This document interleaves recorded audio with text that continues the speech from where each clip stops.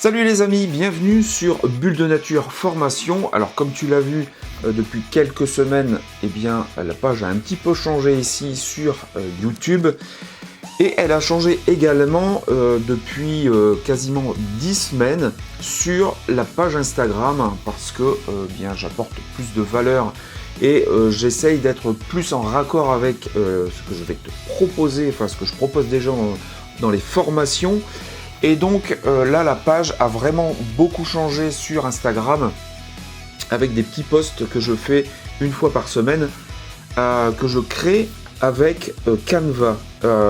Alors j'étais très surpris et très heureux de voir comment ça a été accueilli parce que je ne pensais pas faire beaucoup de likes, d'avoir beaucoup de commentaires et tout ça, et en fait ça démarre plutôt bien depuis ces quelques semaines.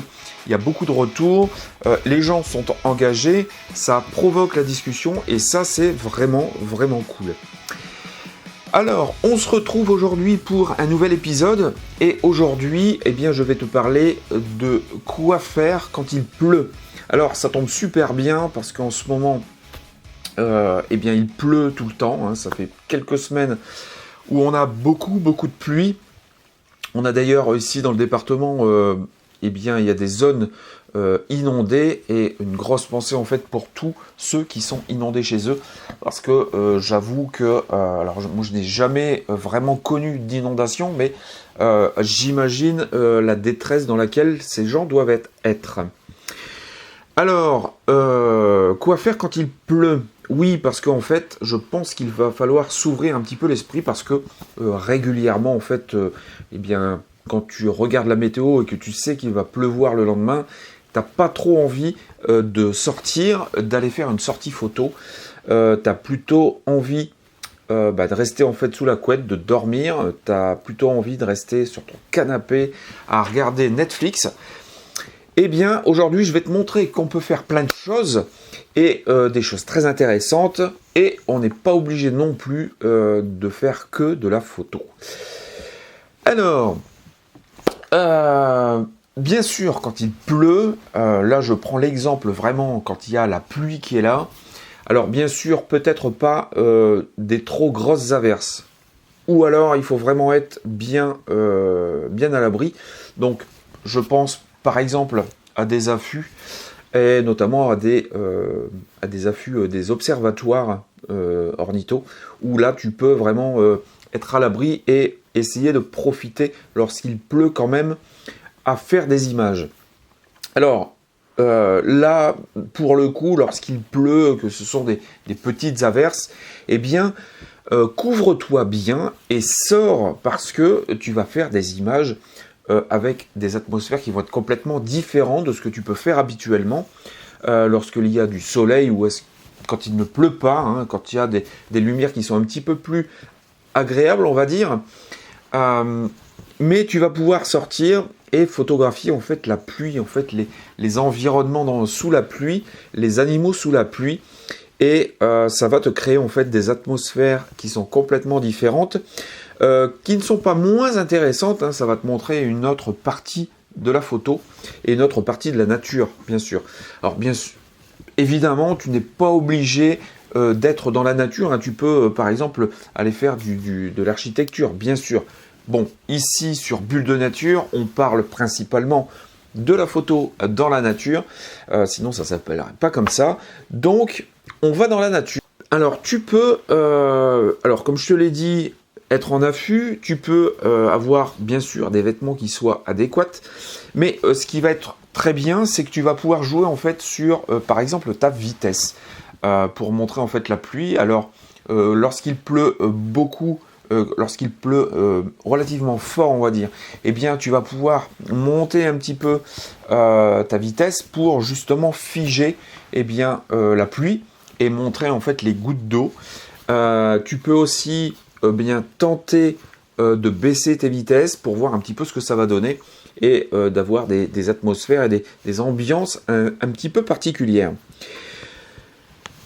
Une fois que... alors si tu n'as pas envie de sortir quand il pleut, ce n'est pas grave. Rassure-toi parce que, surveille si tu as l'occasion d'avoir de la nature à côté de chez toi ou même par exemple dans ton jardin, eh bien observe lorsque la pluie s'arrête. Parce qu'en général, lorsque la pluie s'arrête, on retrouve un petit peu de lumière et ça arrive quand même, par exemple l'été ou bien au printemps, eh bien le soleil revient, la lumière revient derrière en fait et tu obtiens de magnifiques lumières rasantes par exemple. Alors ça c'est par exemple si c'est au soir ou si tu as vraiment une grosse couche nuageuse, eh bien lorsque les rayons du soleil vont passer, en fait tu vas vraiment retrouver des lumières particulières que tu ne trouveras pas ailleurs. Le problème c'est qu'en général quand tu as des journées où il pleut, eh bien ces petits moments de lumière où le soleil va revenir ne sont pas très fréquents. Donc il faut vraiment que tu sois à l'affût et que tu sortes tout de suite dès que la pluie s'arrête pour vraiment pour être prêt en fait tout simplement lorsque le soleil va revenir. Donc ça peut être bien parce que bien tu vas pouvoir avoir en fait toutes les gouttes d'eau qui sont tombées sur les fleurs, sur les plantes. Tu peux même avoir en fait des insectes qui vont être alors, comme si tu sortais au matin de bonne heure et que tu avais de la rosée en fait sur les plantes, sur la végétation ou sur les insectes. Donc ça peut être très très intéressant. Tu peux aussi par exemple photographier des animaux, hein, des mammifères par exemple ou des oiseaux. Si tu as un coin qui est à côté de chez toi et où tu sais qu'il y a des animaux, par exemple des chevreuils, imaginons, ou des oiseaux, eh bien tu peux te diriger vers ce lieu-là et puis photographier en fait l'eau qu'il y a sur les plumages, les chevreuils qui sont complètement mouillés. Ça va te donner bien là encore des choses assez particulières et qui sortent un petit peu de l'ordinaire. Tout ce qui est macro et proxy, ça c'est très intéressant parce que non seulement en fait tu vas voir un élément supplémentaire, l'eau, les gouttes d'eau sur tes petites fleurs, sur tes insectes, alors notamment sur tes petites fleurs, hein, parce que en général tu vas peut-être avoir un petit peu de mal à trouver quand même des insectes lorsqu'il a plu, mais tu vas réussir à avoir quelque chose de particulier, ça va te donner une autre dimension avec tes images, parce que tu peux faire vraiment de la macro de gouttes, montrer les gouttes sur une feuille par exemple. Tu vas pouvoir faire des paysages qui se reflètent dans les gouttes, parce que ça, je pense que tu le sais, mais tu as déjà observé des choses qui se reflètent en fait tout simplement dans les gouttes d'eau. C'est un petit peu comme des miroirs et donc ça peut être très intéressant. Alors je sais que ce sont des choses, des images qui ont été faites et encore refaites, mais justement profite de ces instants pour essayer d'imaginer des choses différentes et de produire des images différentes, de créer. Tu vas pouvoir aussi intégrer toutes ces petites gouttes. Par exemple, si tu photographies une petite fleur en proxy photo, peut-être que grâce à ces petites gouttes, ça va te faire des flards ou des mini spots de lumière qui vont éclairer en fait ta scène et qui vont te donner une myriade en fait de petites lumières un petit peu partout sur le bord de tes sujets, et ça va être juste magnifique. Et tu peux même fermer un tout petit peu le diaph pour essayer d'avoir un semblant de petites étoiles sur les petites lumières qui vont apparaître grâce à ces gouttes. Alors la chose intéressante aussi, c'est que tu vas pouvoir par exemple faire de la multi-exposition, de la double exposition, et là tu vas pouvoir vraiment créer des choses et obtenir en fait des bokeh qui vont être assez particuliers, et donc jouer justement avec ces reflets dans ces petites gouttes avec toute cette petite lumière, et prendre par exemple ta fleur et puis après soit tu le fais directement sur ton boîtier, soit tu le fais après en post-production, par exemple avec Photoshop. Donc ça c'est une idée aussi que je viens de penser en tournant la vidéo. Tu as la possibilité aussi, lorsqu'il pleut, eh bien, ça va créer des flaques. Et donc, tu vas pouvoir aller faire des reflets. Ça peut être vraiment très intéressant. Je pense qu'il y a des choses à explorer en fait dans ce domaine. Alors bien sûr, comme je l'ai dit juste avant, mais bien sûr que tout a déjà été fait. Mais justement, c'est à toi à réfléchir, à essayer de regarder et de trouver des choses un petit peu différentes. Et puis, bien, c'est surtout de t'amuser. N'oublie surtout pas, lorsque tu vas sortir après une pluie et que le soleil revient, c'est peut-être aussi la bonne occasion pour faire du paysage parce que tu vas voir un ciel qui est chargé avec des gros nuages. Et ça peut vraiment être super sympathique d'avoir ces paysages parce qu'en fait, je préfère largement un paysage avec de la matière dans le ciel qu'un paysage avec un ciel complètement bleu partant ensoleillé. Bon, ok, alors bien sûr tu n'as pas envie de sortir dans la nature, tu n'as pas envie de te mouiller, c'est bien dommage, mais tu as d'autres possibilités. Tu peux par exemple aller photographier les intérieurs, ça peut être la bonne occasion pour aller dans les musées, pour aller dans les abbayes, les églises, les phares, et donc tu vas pouvoir vraiment travailler sur ça, sur des intérieurs, et donc ça va te montrer et te faire travailler d'autres choses que ce que tu fais habituellement. Tu peux également, ça je l'ai déjà fait plusieurs fois, en fait, c'est de créer un mini studio chez toi. Bah oui, parce que s'il pleut un peu trop à l'extérieur, eh bien, je suis comme toi, je ne vais pas sortir, mais je vais trouver des choses à faire ici chez moi. Et donc, je vais me créer un mini studio. Alors, j'ai déjà créé un mini studio. Alors, j'avais déjà essayé de faire avec une boîte polystyrène pour faire une boîte à lumière. Donc, en venant installer des lumières sur les côtés et en les diffusant, eh bien, j'avais essayé de faire des petits objets et notamment des Lego. Alors, je vais essayer de retrouver les photos et je vais te les passer, bien sûr. Et puis, quand tu as des animaux, eh bien, par exemple, des reptiles ou des insectes, eh bien, tu peux profiter pour faire quelques images. Donc j'avais fait justement des photos de serpents, c'était pour un copain qui faisait de l'élevage. Et puis moi, ici, j'avais ma femme qui avait fait un petit élevage de phasmes pour sa classe, pour étudier ça avec sa classe. Et donc on avait des phasmes à la maison. Et donc j'avais créé un studio chez moi. Donc avec un fond, j'avais fait ça dans ma cuisine en fait. Donc j'avais fait un fond noir si je ne m'abuse. Non, j'avais fait avec un fond blanc, pardon. Et puis j'avais mis des flashs déportés.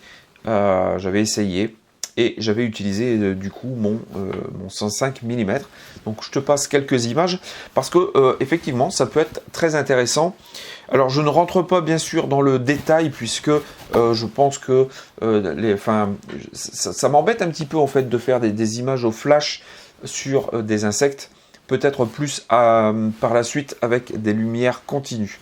Donc ça sera à voir, mais ça je n'avais pas encore fait, j'ai fait qu'avec des flashs.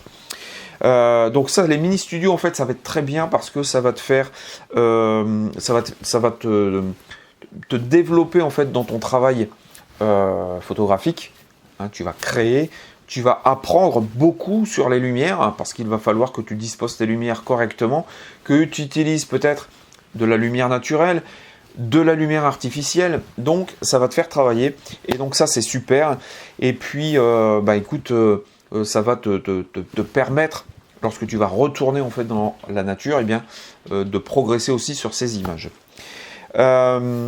Chose que je n'ai pas dite, lorsqu'il pleut, hein, donc par temps gris, mais pas forcément, alors on dit temps gris, mais c'est pas forcément les temps qui sont les moins lumineux. essaye de passer en fait tes images ou de faire quelques images en noir et blanc parce que en général ça passe super bien ce type ce type d'atmosphère en noir et blanc. Mais bien sûr, tu n'es pas obligé de faire de la photo. Profite lorsqu'il pleut pour faire d'autres choses tout aussi intéressantes. Par exemple, tu peux trier, faire tes photos, passer du temps pour faire tes traitements, pour imaginer des images que tu voudras faire par la suite, mais pas que. Tu peux te former sur tes sujets favoris ou bien dans d'autres domaines, ou bien sûr pas forcément sur de la photo. Tu peux bouquiner et tu peux aussi aller voir en fait ta famille, aller voir tes amis, discuter et ça va te faire le plus grand bien parce que discuter avec les gens, eh bien, ça te fait aussi évoluer dans ton travail photographique. Voilà, donc j'ai fait le tour un petit peu de ce que l'on pouvait faire lorsqu'il pleut. Et alors je ne sais plus si je l'avais dit en début de vidéo, mais c'était une question qui m'avait été posée par Daniel. Daniel qui est un abonné donc Instagram et puis à ma newsletter et ainsi que à la chaîne YouTube. Et bien merci Daniel d'avoir posé cette question parce que en fait j'avais fait donc le post sur Instagram et donc ici nous avons la vidéo. Alors si ce n'est pas encore fait, eh bien abonne-toi à la chaîne s'il te plaît, ça va m'aider énormément. N'hésite pas à activer la petite cloche pour être averti des prochaines parutions de vidéos, de contenu. Le premier lien en description, c'est ma newsletter. N'hésite pas à t'abonner parce que tu auras énormément de choses à l'intérieur. Ce sont vraiment des articles en fait de blog que je fais dans les emails la plupart du temps. J'y mets beaucoup de valeur, beaucoup de cœur et j'ai beaucoup de retours positifs. Et j'ai de plus en plus d'inscrits en fait à cette newsletter. Donc n'hésite pas et de toute façon si tu éprouves le besoin de ne plus la suivre, eh bien tu peux te désabonner à tout moment en bas de chaque email. Le deuxième lien dans la description, c'est mon guide PDF pour photographier les insectes en vol. Alors télécharge-le, regarde un petit peu et puis tu pourras mettre en place ces astuces, ces conseils lorsque nous serons sortis de l'hiver pour l'année prochaine, pour 2024. De quoi engager 2024 sous les meilleurs auspices. Eh bien écoute, moi je te dis à la prochaine vidéo. Merci d'avoir suivi cet épisode et puis j'espère que ça t'aura apporté quelques idées. Et puis que tu vas faire quelques images ou que tu vas faire des choses complètement différentes en ce moment où il pleut, où on en a marre qu'il pleuve depuis des semaines, des jours. Vivement qu'il y ait un petit peu de soleil, qu'on puisse ressortir dans la nature et faire de belles images. Allez, moi je te dis à la prochaine. D'ici là, amuse-toi et reste dans le moment présent. Ciao!